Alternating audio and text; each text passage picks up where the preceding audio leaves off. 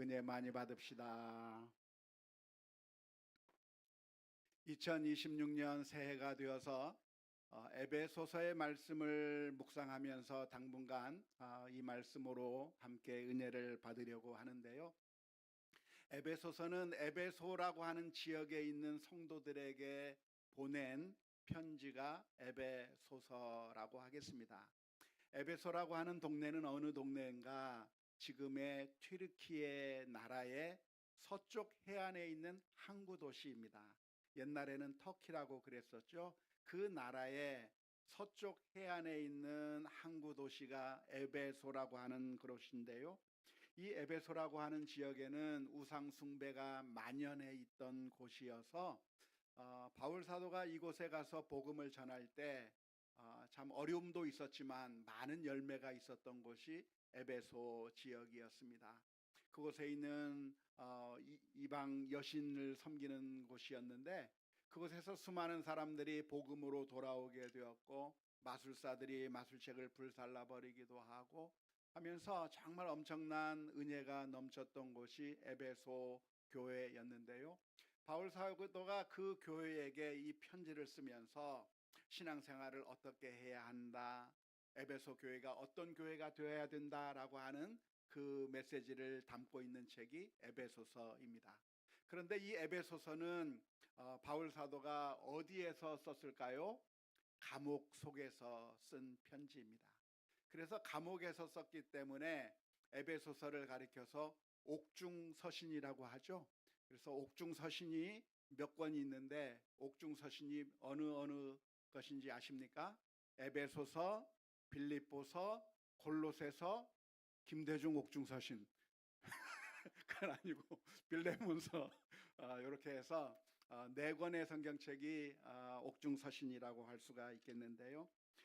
이 바울 사도가 감옥에 갇혀 있는 상태에서 에베소 교회를 생각하면서 편지를 쓴 것을 생각할 때 참 놀랍다 생각이 듭니다. 왜냐하면 바울 사도의 형편이 그렇게 좋은 형편이 아니었기 때문에 그렇습니다. 복음을 전하다가 감옥에 들어가게 되었고, 그 감옥의 형편이 너무나도 쉽지 않은, 너무나도 참 힘든 상황 가운데 있었던 것이라고 할 수가 있겠는데, 감옥에 바울 사도를 집어넣어도 바울 사도가 가지고 있던 그 선교의 열정, 복음의 열정을 꺾지 않았기 때문에 그렇습니다. 우리는 종종 조그만 어려운 일이 있으면 이내 주저앉아 버리게 되는 경우가 많이 있죠. 신앙생활을 잘 하다가도 누가 한마디 하면 그 말 한마디에 상처받아서 아무것도 하지 못하고, 누가 옆에서 뭐라고 얘기하면 그것이 너무나도 힘들어서 움직이지 못하는 경우가 참 너무나도 많이 있는데, 바울 사도는 복음을 전하다가 감옥에 갇히게 되는 그 상황 가운데서 주저앉아 버리고, 그리고 절망해 버린 것이 아니라, 놀랍게도 바울 사도의 마음은 전혀 변하지 않았습니다. 에베소 교회를 향한 복음의 열정을 가지고 편지를 쓰면서 에베소 교인들을 가르치려고 했고, 그들에게 사랑의 메시지를 전하려고 하고, 그 열정이 전혀 식지 않았다고 하는 것이 아주 놀라운 일이죠. 어떻게 이렇게 바울 사도는 감옥에 갇혔음에도 불구하고 그 열정을 포기하지 아니하고 이렇게 열정이 계속 살아 있었던 이유가 무엇이었겠습니까? 도대체 그 이유를 어디서 찾을 수 있을까요? 저는 그 이유를 에베소서 1장 1절에서 찾을 수 있다고 생각을 합니다. 에베소서 1장 1절의 말씀을 보면 이렇게 기록하고 있습니다.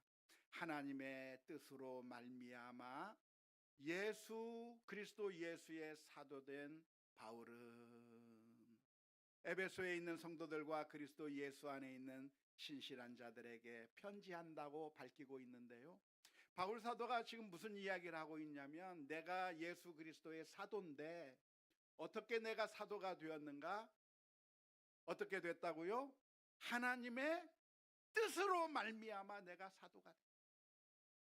내가 지금 이 일을 하고 있는 것이 왜 하고 있다? 하나님께서 나를 그렇게 세워주셨다 라고 하는 그런 확신이 있었기 때문에 이 일을 계속하고 있는 것이죠. 만일 바울 사도를 임명한 사람이, 만일 바울 사도로 하여금 이 일을 하라고 했던 사람이 어떤 사람이라고 하면 아마 이내 실망하고 포기할 수 있었을 겁니다. 아, 이게 아닌가 봐 그러면서 조그만 어려운 일이 있으면 아, 이게 아닌가 봐 하면서 아마 포기할 수 있었을 거예요. 하지만 바울 사도가 가지고 있는 생각이 무엇이냐면, 하나님께서 나를 선택하셨다, 하나님께서 나를 이 복음을 전하는 사도로 세워주셨다, 그 사명을 깨달았기 때문에 하나님께서 나로 하여금 이 일을 시켰다고 한다면 그 어떠한 환경이 힘들고 어려워도 좌절하지 않고 이 일을 계속할 수 있게 되는 것이죠. 그래서 바울 사도는 비록 감옥에 갇혔지만 누가 나를 세웠는가? 하나님께서 세우셨는데, 하나님은 어떤 하나님이십니까? 실수가 없는 하나님. 어쩌다가 잘못해서 내가 이곳에 들어온 것이 아니라 하나님의 섭리와 계획 가운데 내가 감옥에 들어왔는데, 이것은 나를 방해하는 것이 아니라 하나님께서는 나로 하여금 이 순간에도 하나님의 사명을 잘 감당해야 된다고 하는 그 사명감을 깨닫고 이 감옥에서도 좌절하지 않고 무너지지 않고 에베소 교회를 향해서 편지를 써서 이렇게 사명을 계속해 나가고 있다고 하는 것을 오늘 우리가 살펴볼 수 있으면 좋겠습니다. 그런데 가만히 생각해 보면 하나님께서 바울 사도만 이렇게 세운 것이 아닙니다. 누구도 하나님께서 세우셨죠? 우리 모두도 하나님께서 선택해 주셨다고 하는 것을 기억해야 합니다. 오늘 읽은 에베소서 1장 3절에서부터 5절 말씀에 보면 이렇게 기록하고 있습니다. 찬송하리로다 하나님, 곧 우리 주 예수 그리스도의 아버지께서 그리스도 안에서 하늘에 속한 모든 신령한 복을 우리에게 주시되, 곧 창세 전에 그리스도 안에서 우리를 어떻게 하사? 택하사 우리로 사랑 안에서 그 앞에 거룩하고 흠이 없게 하시려고 그 기쁘신 뜻대로 우리를 예정하사 예수 그리스도로 말미암아 자기의 아들들이 되게 하셨으니. 무슨 말입니까? 하나님께서 우리를 선택하셨다는 거예요. 이 세상에 수많은 사람들 가운데 우리들을 선택하셨는데 언제 선택했어요? 창세 전에, 세상을 만들기 그 전에 우리를 선택하셨다는 거예요. 하나님께서 한 사람 한 사람을 기억하시고 계획하시고 만세 전에, 세상을 만들기 전부터 이미 우리를 선택하셔서 하나님의 자녀로 만들어 주셨다고 말씀하고 있습니다. 우리 옆에 사람에게 한번 격려했으면 좋겠어요. 하나님께서 창세전에 선택하셨대요. 자부심을 가지십시오. 하나님께서 우리를 선택하시는데 언제 선택하셨는가? 창세전에, 이 세상을 만들기 전에 우리를 먼저 생각하시고 선택하셨다고 하는 것은 어떤 의미입니까? 이 세상을 만들 때 우리들을 먼저 생각하시고 이 세상을 만드셨다는 거예요. 우리가 창세기 1장의 말씀을 읽어보면 하나님께서 먼저 이 세상을 만드시고 맨 마지막에 사람들을 만드셨기 때문에 우리는 창세기를 읽으면서 어떤 생각을 하기가 쉽냐면, 하나님께서 먼저 이 세상을 다 만들어 놓고 그 만들어 놓은 이 세상에 필요한 사람을 거기에 맞게 만들어 놓은 것이라고 생각하기가 쉽습니다. 그렇게 이해하셔도 큰 문제는 없습니다. 하지만 에베소서 1장의 말씀을 통해서 우리가 먼저 생각할 게 있다고 한다면 그 순서가 그게 아니라 하나님의 마음에는 먼저 우리를 생각하셨다는 거예요. 먼저 우리를 만들어 놓고 우리를 선택하시고 우리에 맞게 이 세상을 만드셨다는 거예요. 세상을 만들어 놓고 거기에 우리를 끼워 넣은 게 아니라 우리를 먼저 만드시고 우리를 먼저 택하시고 우리에게 맞도록 이 세상을 만들어 놓으셨다는 거예요. 이게 얼마나 큰 차이입니까? 정확한 예나 뭐 좋은 예는 아니겠지만 우리나라의 대통령이 뽑히게 되게 된다면 그 대통령이 일할 수 있도록 집무실을 거기에 맞게 만드는 것 같아요. 우리는 최근에 벌써 짧은 기간 안에 2번씩이나 만드는 것을 봤는데요. 대통령 한 분 뽑히니까 용산에 있는 대통령실을 그분에 맞게 만들어 놓았어요. 좋든 나쁘든. 이제 새로운 대통령이 뽑히니까 청와대도 이번에 또 만들어요. 그분에 맞게. 그래서 그분의 스타일에 맞게 여민관에다가 집무실을 만들어 놓고 그분에게 맞추어서 집무실을 만드는 것, 이게 어쩌면 사람들이 가지고 있는 보통 생각과 마찬가지로 하나님께서 이 세상을 어떻게 만드셨는가? 바로 우리를 먼저 하나님께서 염두에 두시고 우리에 맞게 이 세상을 만들어 놓으셨다라고 하는 것이 에베소서의 말씀입니다. 그래서 오늘 우리가 이 에베소서의 말씀을 읽으면서 우리가 마음속에 생각해야 될 것이 있다고 한다면, 우리가 살아가는 가운데 힘들고 어려운 일이 있을 수가 있겠고, 바울 사도가 경험했던 것처럼 감옥에 갇히는 것과 같은 황당한 일들이 우리들에게 있을 수가 있겠고, 여러 가지 장애물들이 있을 수가 있겠고, 수많은 어려움들이 있다고 할지라도 만일 하나님께서 우리를 택하셨다고 한다면, 그것도 창세전에 만세전에 우리를 선택하셨다고 한다면 좌절하거나 쓰러질 것이 아니라 어떠한 상황을 접하든지 간에 하나님이 나를 선택하셨구나라고 하는 사실을 기억하면서 담대하게 일어서는 우리 모두가 다 되어야 될 줄로 믿습니다. 바울 사도가 감옥에 갇혀서 이 편지를 쓸 때 아마 바울 사도의 마음 가운데 답답함이 있었을 겁니다. 답답할까요? 답답하지 않을까요? 답답했을 거예요. 내가 편지를 써서 편지를 보낸다고 한다면 편지는 나의 모든 것을 다 담아내지 못해요.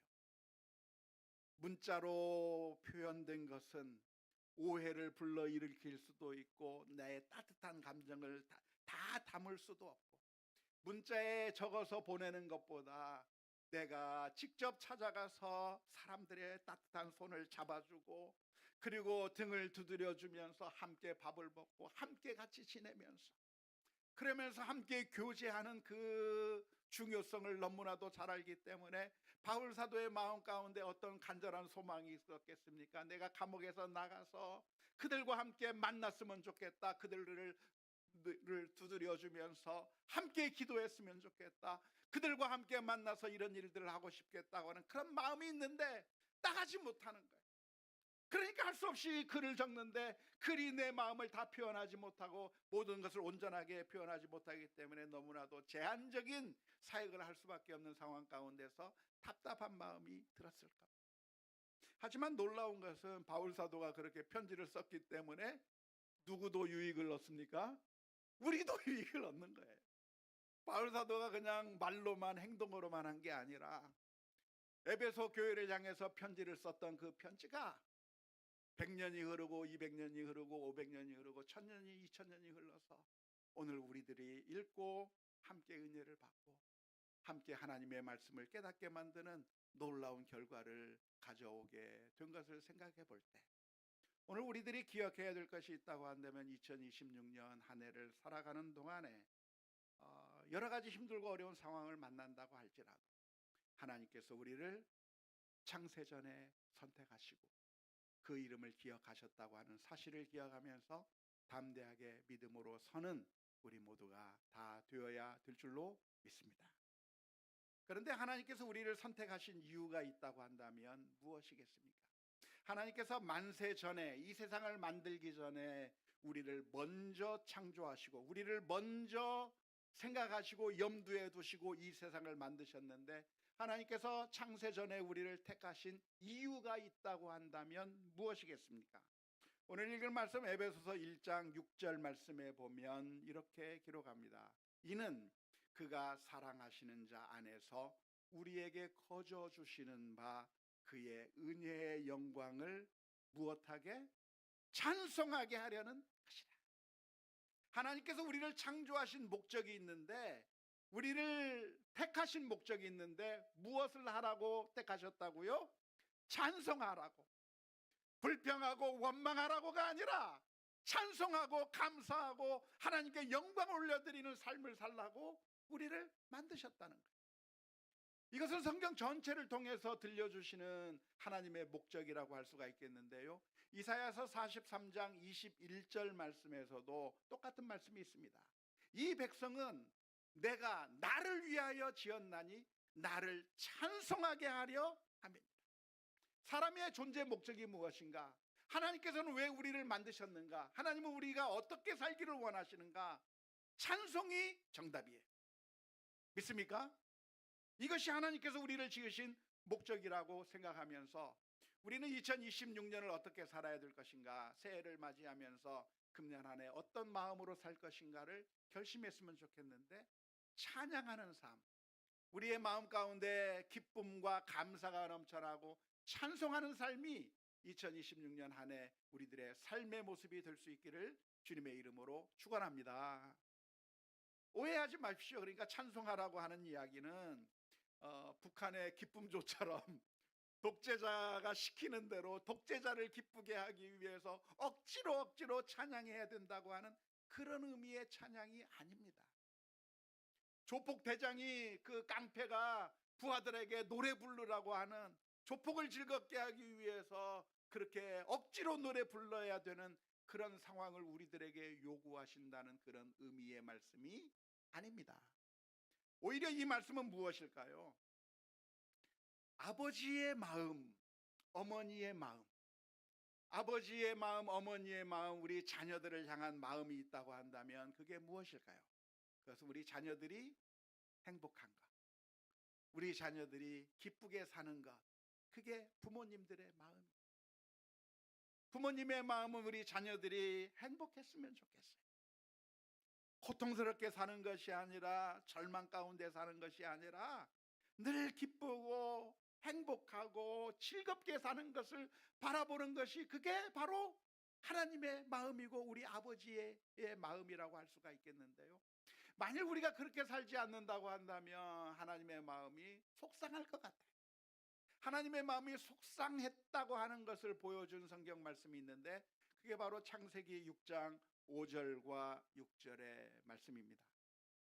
여호와께서 사람의 죄악이 세상에 가득함과 그의 마음으로 생각하는 모든 계획이 항상 악할 뿐임을 보시고 땅 위에 사람 지으셨음을 한탄하사 마음에 근심하셨다고 기록하고 있습니다. 노아의 홍수 때 있었던 이야기를 기록하고 있는 것인데, 그 당시 사람들이 어떻게 살았냐면 늘 죄를 짓는 거예요. 늘 악한 일만 하는 거예요. 계획하는 것이 악하고 늘 서로 싸우고 다투고 하는 그런 모습을 볼 때 하나님께서 한탄하셨다고 하는 이야기는 무엇이냐면 하나님의 마음이 속상하다는 거예요. 우리 자녀들이 잘못된 길로 가면 부모의 마음이 어떤 마음입니까? 속상한 마음이죠. 우리 아이가 왜 저럴까? 왜 우리 아이가 저렇게 잘못된 길로 갈까? 속상한 마음. 그러면서 나오는 그 한탄의 소리가 뭐예요? 내가 저러려고 내가 배 아파서 아기를 낳나? 저 녀석을 낳으려고 했었나? 그렇게 속상한 마음이 드는 것처럼 하나님께서 우리가 잘못된 길로 가게 된다고 한다면 하나님의 마음이 속상한 것이죠. 그런데 하나님이 언제 기뻐하시는가? 우리가 행복한 걸 원하시는 거예요. 기쁘게 사는 걸 원하시는 거예요. 감사하면서 사는 걸 원하시는 거예요.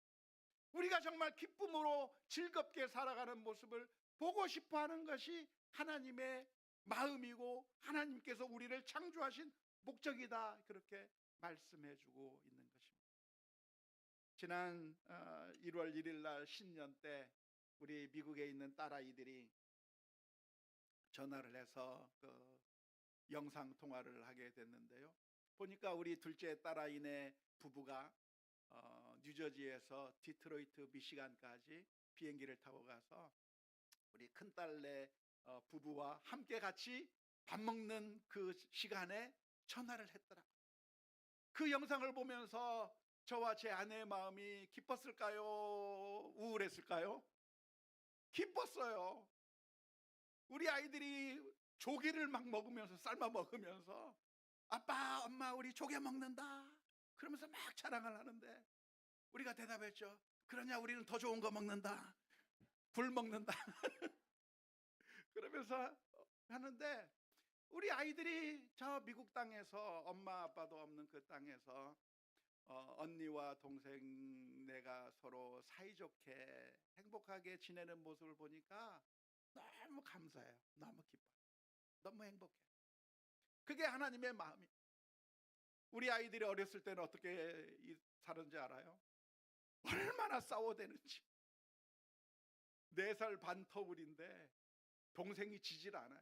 언니가 그냥 화가 끝까지 나가지고 이 조엔 내가 너 죽여버리고 싶어 막 그러면서 죽여버릴 거야 막 그러던 그 모습을 볼 때 너무나도 괴롭고 안타까웠는데 지금은 서로 의지하면서 서로에게 도움을 주면서 그렇게 행복하게 사는 그 모습을 잠시라도 보니까 그게 너무 행복해요.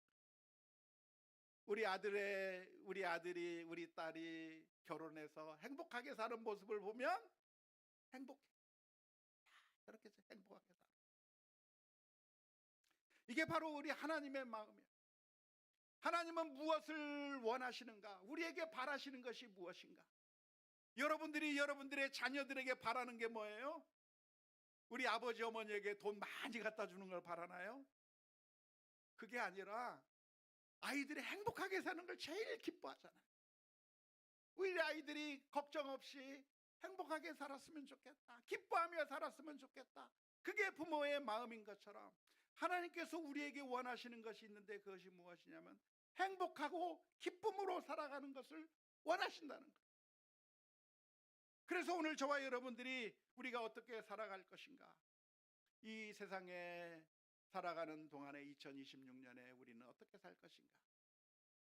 힘들고 고통스럽게 원망하고 불평하면서 그렇게 살아가는 모습을 원하시는 것이 아니라 우리들의 마음 가운데 기쁨이 넘치고 감사가 넘쳐서 주님을 찬양하며 기뻐하는 그런 삶이 오늘 금년 한 해 우리들의 삶이 될 수 있기 위해서 기도하며 찬양하는 삶을 살겠다. 기뻐하는 삶을 살겠다.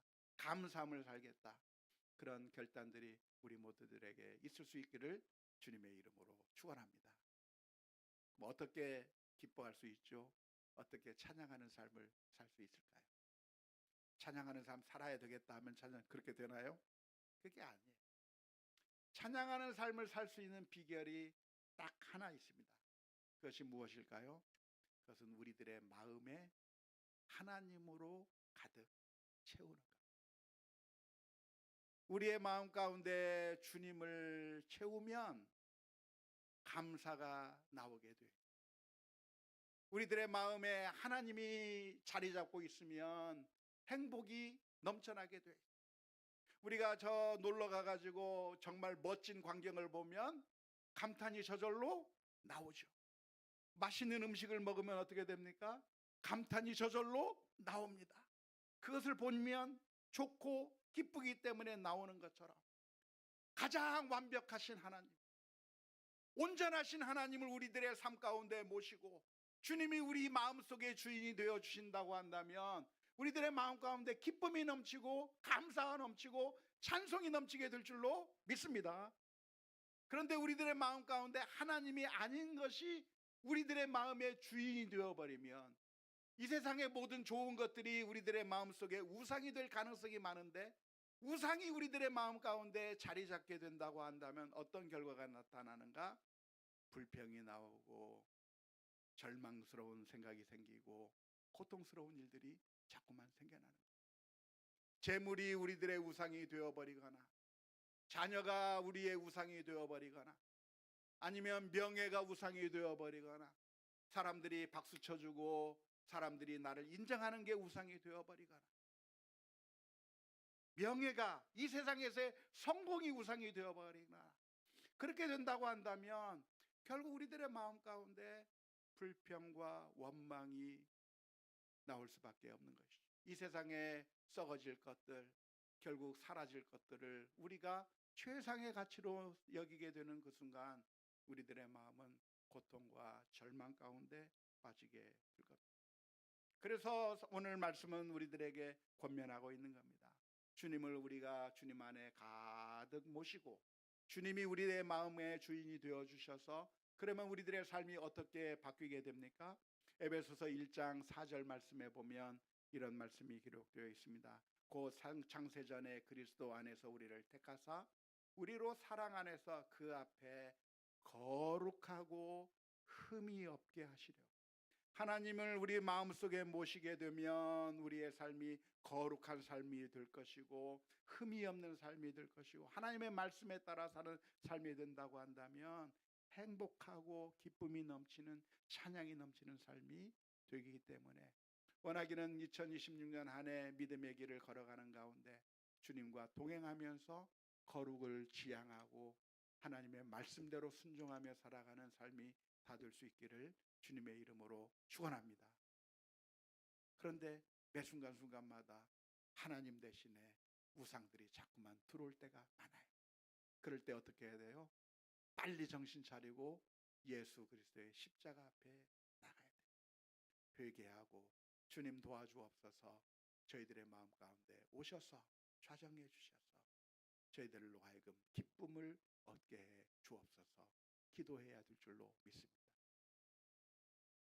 살아가다가 힘든 마음이 생긴다면, 살아가면서 분노가 마음속에 가득하다면, 살아가면서 짜증이 나고 불만이 가득 차고 있다고 한다면 그것은 우리들의 마음 가운데 주님이 아니라 주님이 아닌 것이 우상이 되어 있을 가능성이 많기 때문에 그럴 때마다 빨리 정신 차리고 빨리 주님을 우리의 마음속에 모시고 주님 안에 들어가게 될 때 우리의 삶이 바뀐다고 하는 사실을 기억하면서 금년 한 해도 믿음으로 승리해 나가는 우리 모두가 다 될 수 있기를 주님의 이름으로 축원합니다. 우리 함께 같이 찬양했으면 좋겠습니다.